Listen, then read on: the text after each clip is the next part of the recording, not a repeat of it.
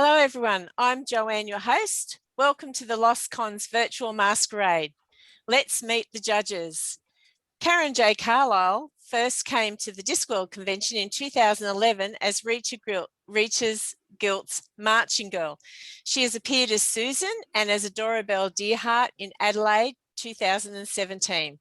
Karen has also been a member of the Australian Costumers Guild since its conception in the 1990s. Hi, Karen. Marion Anderson, first Discworld Con, was also in 2011, where she came with her very own swamp dragon as one of the interchangeable volunteers at the Sunshine Sanctuary for Sick Dragons.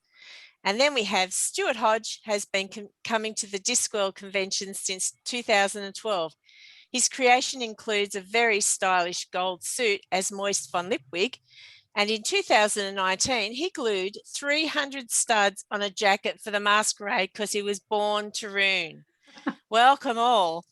Now, Stuart, 300 studs, that's impressive. Why do you like to costume up for the Discworld conventions? So first off, it's about expressing a character that I love. You know, I always go back to the books and I read them and I try and pick up all the little bits about that character that I love, and I like embodying them. The second thing is I love the challenge of taking a character's description on the page and then bringing it into person. So, they say it's a gold suit. Well, what does that mean? Is it shiny? Does it have other bits? And I like working through that progressive problem solving that costuming entails. Excellent. And Marion, the 2011 was your first. What made you decide to create a costume for it? I've always been a big fan of making costumes for everything, and I'd never actually heard of cosplay in my life before that time, and it just blew my mind. I was like, what? People can do this for fun. It was just amazing. So I was like, definitely wanted to be part of that. It's character immersion. You get in, you can put yourself aside and just have a blast playing whatever role you like, and that's what I love most about it. It's so much fun, yes. Karen, what is it about Sir Terry's characters that makes you want to dress as them? Well, I've been costuming since 1980, and I just love getting something I love and making a costume, because then I can sort of, a bit of an extrovert, introvert, and when I've got a character on, I put a mask and I can just go for it. Oh, excellent. Excellent. I've always said that about the Moist costume, is it makes all your movements about 10% bigger for that exact same reason. You'll do things that you don't normally do. I don't know if that's a good thing or a bad thing. Okay, so we're here. It's all about the entrance for the masquerade. So I'm going to attempt to share my screen so everyone can see it, and let's take a look at the entries. Let me do that and then do that. It's coming up. Share. So here we go.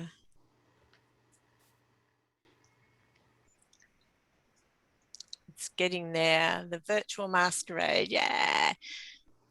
The props. So first up was Denny Sag's Otto's iconograph.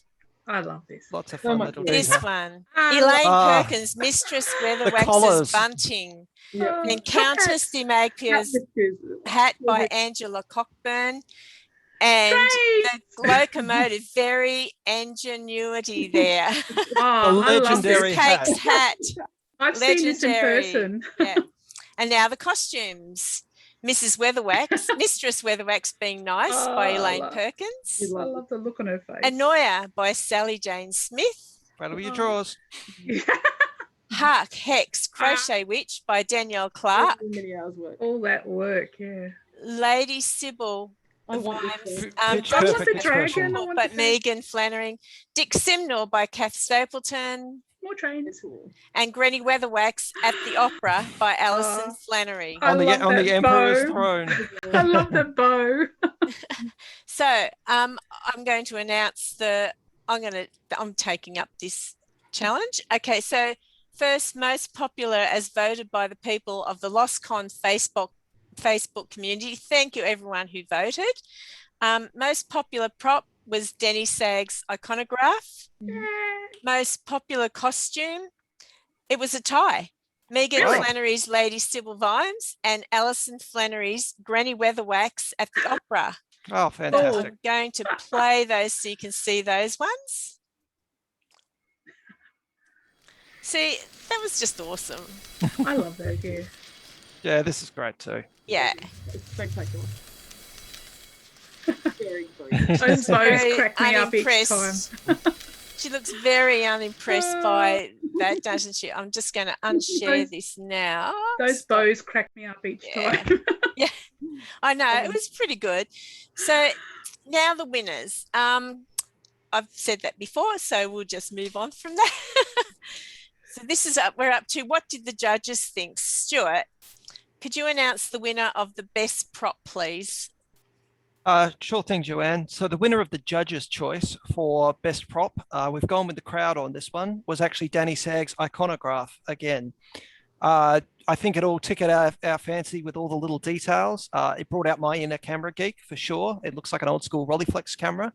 The salamanders on it look great, and that leather strap that he had on it just gives it that real old school camera charm that makes it look so authentic. And yeah, it's fantastic work. I've seen this piece in person, and it's great. Do you know what I liked about? I'm going to just add my own bit. I like that the things that he used are things that you could find quite easily. They weren't specifically made for that role. Like he's used the pie tray, as the background. So they're things that anyone can sort of drag up out of their own kitchen or maybe from a $2 shop. That adaptive reuse is a really great thing to do in costume building, and this is just a great example of it. Yeah, that's true. Yeah. Okay, so Karen, Yes. could you please announce the winner of the best costume, please? Oh, the best costume was Hark Hex, the Crochet Witch by Danielle Clark. Very well done. And what was it about Danielle's entry that you liked, that stood out for you? I'm a bit of a crochet person myself, so I've always wanted to crochet a whole outfit, and she made all that herself, and the time it would have taken, especially if she had to make her own patterns, I know how hard that is, and it just tickled my fancy. I just went, oh, crochet witch, yay. Yeah, and I think Stuart, you mentioned you also liked all the little bits and pieces on the hat. There's lots of little fantastic details, although Granny Weatherwax does have opinions about charms on witches. Yes. But yeah, it was lots of nice little touches, and that sort of larger than life Discworld feel, almost the cartoony look of it, I think is really great. And Marion, you liked that one as well, didn't you? I did. I thought that had a phenomenal amount of work put in it, and I thought it was just it tickled my fancy too. I thought it was really clever. Yeah. Take. And that's something a witch would do too. They would totally crochet their own outfit. Yeah. I would. It's strong to say that the witch is like, But and two, like if it was Granny Weatherwax, at least she would have approved because it's not made out of silk, because you know where silk comes from, don't you? We won't mention what it was. And so now the best overall winner, Marion, who is our winner? Elaine. And I have to admit, I loved this. I thought it was clever. I thought that it suited her to, some people are just made for a character as well. I thought she picked exactly the right cosplay for herself, like to just like own it. And that was the Mistress Weatherwax being nice. Nice, Did you notice the jam? Yeah, the jam was brilliant. The jam was quite terrifying. I just would be alone in a room with that jam. I think they, What is in that jam? Yeah. Totally not. But I hope the lid is super glued on because, getting out. Don't want it escaping. Yeah, I will admit that one had me going back to the short story just to remember all the little details. And she's nailed them all. The bunting and the pink outfit and the jam and the expression. It's all there. It's really great. And you look at the photo and you look at the photo. You go. You look at the photo and then you look at it again. Then you look at it again and you look at it again. And you see something every time. Yeah. And it's just like she knew that she was going to win, even though she did not try to win. Perfectly on theme for both the story and for Granny Weatherwax in general. Yeah. Now, what I'm going to do now is just replay the video so everyone can see what the outfit was like. If I can do that, share screen. Oh, good. It saved where I wanted it to save. So that's really good. Oh, that's excellent. Okay, going on. I just want you to have a look at Granny Weatherwax's face when she I love those comes up. salamanders. Oh, that's just, Oh, I, love you that. gotta I want that outfit. Yes. Yeah, look at that. Look at that. Makes me giggle every time. It's great. That made my day. Yeah. I think she's going to enjoy. She'll be the real Granny Weatherwax would be going, oh, whatever, what a lot of bother. But I'm sure she would like her little prize. Now, I'd just like to say all the winners will get a surprise in their mailbox, as is, we are the Ankh-Morpork of 1,000, the city of 1,000 surprises. So you will get one of those at least. So we've got a little bit of time. Not a jar of jam, I hope. Oh no! And apparently it was stiff, wasn't it? Stiff hard, I reckon she could rob a convenience store with that jar, just holding it the way she's holding it. Actually, Get it. I really like that. When she was being really nice, people thought that she was being offhanded. Yeah, I think all the entries, when you have a look at all the ones that came through, I mean, even you go as far as the locomotive. I mean, like. That was funny. That made me laugh. Yeah, that was funny. I was trying to come up with all words to describe it, and all I could think of was there was a lot of ingenuity in that one. Sadly, we didn't choose that one as our winner, Yeah. but it was great. Oh the God, the puns are going to come out. It's taken her forever to build that thing, though. Kudos, really. I know. It's amazing what you can do with Lego these days. Yeah. Forced perspective. Yeah. The only thing was it was lacking steam. But that was okay. That was really We'll good. raise it a bit later. Give the dwarves time; they'll invent diesel. Yeah, and I just want to. I think that Mrs. Cake should have a decorated neck brace to hold her neck up, because it weighs 3 kilos. I think it gets heavier every time we see it. Yeah. It is an evolving costume, definitely. Yeah, definitely. Needs a couple of bearers with that one. Yeah. So we're not quite running out of time, but so we can talk about this now.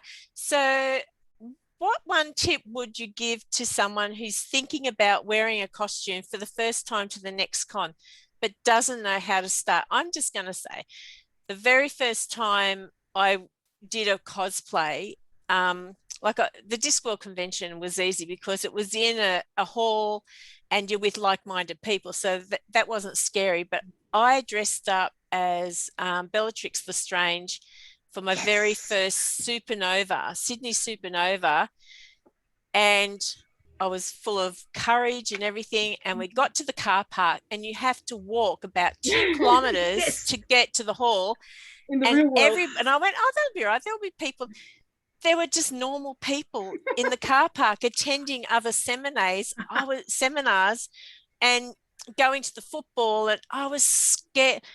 My husband and my daughter had to drag me off the wall, and I couldn't take my wig off because then I would have, wig hair, underneath. It was so scary. So I can understand how someone wouldn't want to, they want to dress up, but they don't want to dress up.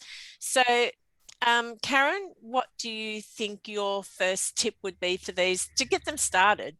Well, don't worry if you can't actually sew or create things like that. I do a lot of sewing to like hand sewing the whole thing. Ugh, anal. But I also op shop. So I actually have a 2-part thing. It's all in the details. You find the one thing that makes that character iconic, and you get that. And then you can get the rest from op shops. Just go looking around, and if you know that you want a black top and a black skirt, you go looking around, and you need to give yourself lots of time, especially if you're in lockdown, you have to give yourself longer. But you don't have to spend a fortune. You just find things and make a costume out of that. And then if you want to learn to sew and stuff later, you can. But yeah, the details, get the one iconic thing first, and then you can hang the rest of the costume off that. Yeah. So what tip would you give, Marion? Probably for the first convention, for the first time you're wearing a cosplay, go for something comfortable. Definitely there's a lot of satisfaction we have wearing something that's perhaps not comfortable and not easy to wear if you've got something spectacular, but build yourself up to it. You know, start on something that's easy to wear, you know, so that's not going to rub you or hurt you or anything. And things like a noise costume was a really good example. It was just such a great idea. It uses things that made the cosplay iconic, instantly recognizable, not hard to put together. I you know, like obviously there's a lot of crafting in it, but I feel like we could all do that. You know, it was fun. So it could definitely do costumes that are easy. I think like, if you know how to use a glue gun, yeah, you can stick it on. You know, it's Not to yourself. although no, and I'm dangerous with a glue gun, so I wouldn't recommend that for me. So Stuart, what would your tip be? Mine, well, I'll pick up on two things just from that. I'm with Karen in that you should have a plan. You know, it's really tempting, especially if you're trying to make something, to go, oh, I'll just get in and make it. But always just take a second and write out a list and have a little thing about all the bits you want to get, because being able to go back to that list and tick things off is also really satisfying. Even if it takes more time than you think it will, just ticking it off as you go is great. And the other thing I'll pick up on, especially when we're talking about glue guns, is cosplay safe. Safety first. Marion and I showed a slide at the last convention with the cosplay injuries that we've done to ourselves. Everyone's done it. Glue gun burns, needles in things. I blew up a glue gun once. And especially when you're rushing, like, because it's really easy to go, oh, I'm rushing, and that's when you'll do yourself an injury. Yeah. So just always take that second and think, this is hot, this is sharp, do not stick in eye. And plan it ahead, so maybe allow extra time. Don't do it the day before, although someone here, Marion, did it the day off. A very high-end cosplay friend of mine said, estimate how much time it will take you, and then triple it. Yeah. Were you still putting studs in the night before? No, I got the studs done in advance. The last element of this one was actually the eyes, so I left myself plenty of time for this one. There is a running joke in costume that, I mean, the number of times I've ended up going to a reenactment event or something and you're hand sewing the seams and the hems on the way, but you don't really want to do that, especially for your first con. It will stress you out. No, it's really nerve-wracking. Everybody does that, so don't feel bad because it is traditional. And you can sticky tape or staple up those hems. Staples are good. Yes. Okay, so that's all we have time for. Thank you everyone who entered. Your entries were awesome. Thank you everyone who voted on the Facebook community for the most popular prop and costume. Thank you to our judges. I should say judges, ball boys, no. So Karen J. Carlisle, I said it right, thank you. Stuart Hodge, Marion Anderson for judging the Maskerade at the Lost Con. Thank you for putting in your time and to do that. And thank you to everyone who's joined us at the Lost Con. And now back to the rest of the con. Bye. Bye.